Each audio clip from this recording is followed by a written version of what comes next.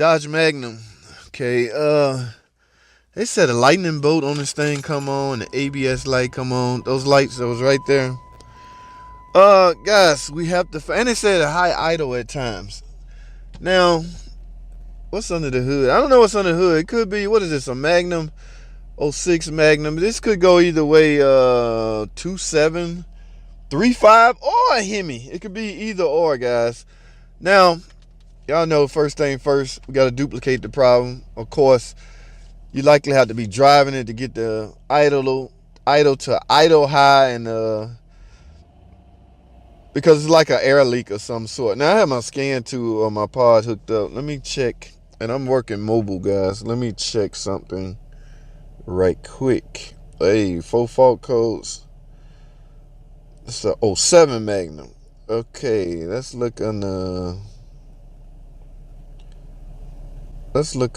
PCM. There's some codes in the PCM.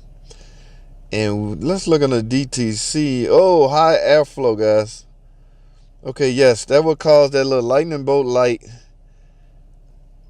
And that would cause all her problems. That little, it could be such a torque request, things like that.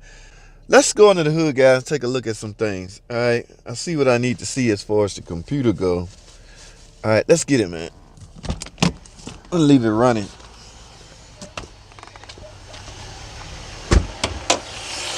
Hey, it's a 3.5, guys. Yes, could go. Like I say, this engine could have went either way. 2.7, 3.5, or a Hemi. Oh, I do hear a little slight vacuum leak. The main point of the leaks on these is right here, guys. It's a little blue EGR O-ring that go on this.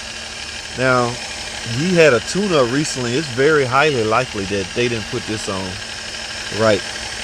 But I need to find that vacuum leak. So I'm gonna go grab some brake cleaner, guys. I tell you what, y'all hold tight. Let me go back. Let me go over here and grab some brake cleaner. We go. Y'all heard that? Yes. Hang tight, guys. I'll be right back. Stay tuned. Look what I got. Brake cleaner. Now what we're gonna do is spray. I really want to spray up here. Let's see something. Y'all hear that? The idle change. Whoa, right there.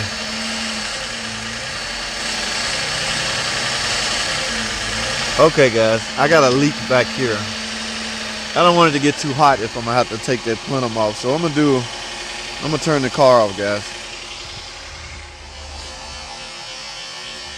Well, guys, it's official. I got an air leak. There's a plenum gasket under here. So when I take the plenum off, and there's a blue EGR O-ring right there that everybody tends to get wrong when they are you got to remove this to replace the spark plug. So if he just had a tune-up done recently, that could very well be his problem. All right, but I got to find out instead of speculating. So guys, first thing I got to do is get this plenum off. Now, how do you take this plenum off? I don't want to bother filming this because I got a video on this. In fact, I'll link it right here. So I'm gonna run right quick. When I get back, I already had this plenum off, but I do need to take it out to the point where y'all can see the O-ring. All right, so we'll do it like that, guys. Stay with me.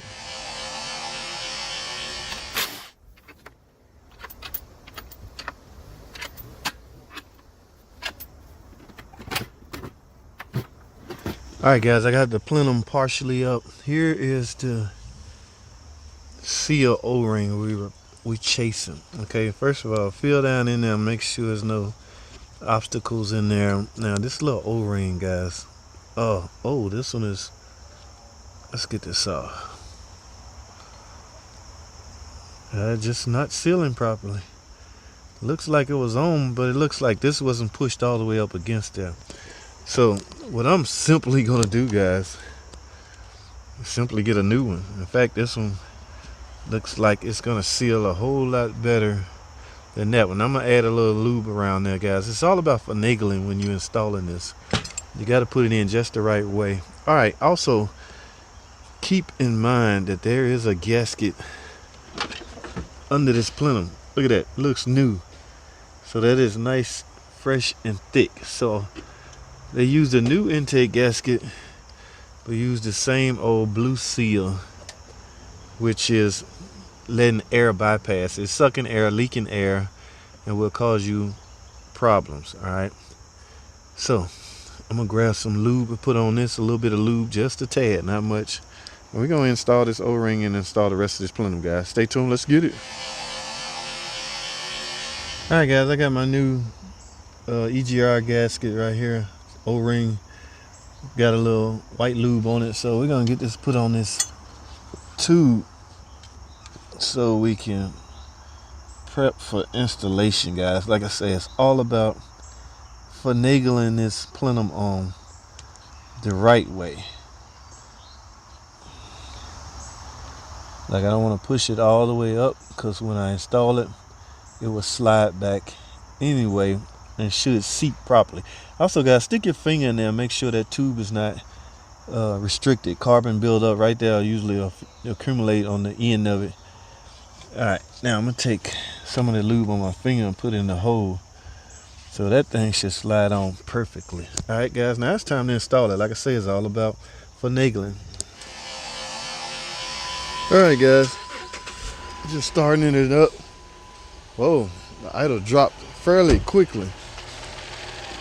Yes, guys, sounds so much better. Now, the last thing I'm gonna do is reset the throttle control, reset the there's not an IAC mode on here, but reset the ETC, relearn the ETC. Yeah, that leak is gone. In fact, here's my old O-ring. In fact, let's grab some brake cleaner and do the same thing we did last time. Let's see. Nothing, guys. All right, guys, we're gonna get a set of dikes, right? Take this cover out. It's two clamps right here, 2 push pins right there. Take those off. Remove that, man. Up under that is 2 13mm bolts. It's 2 on each side. So what we need to do is simple, man. Remove these 13mm bolts. What you're trying to do is this brace. This is a brace that crosses over from one side or another to a car. You're going to create more clearance right there, removing that brace. Now, you don't have to remove it all the way. Just loosen it up, grab your pry bar, and kind of, pry it away from the plenum as much as possible. That's all you have to do, people. Do not break this intake plenum. Just pry up a little bit right there, right there, right there. And from there, there's a groove up underneath the plenum that you should be taking, that you should use to bypass the dipstick. So just pick up on it, and look at this. Look how easy this is. I'm just showing you right now the groove for the dipstick. But once you get that, just pick up and voila. That's it, people. You don't have to break that plenum, man. Thanks for watching. Comment, subscribe, and I'll see y'all on the next video.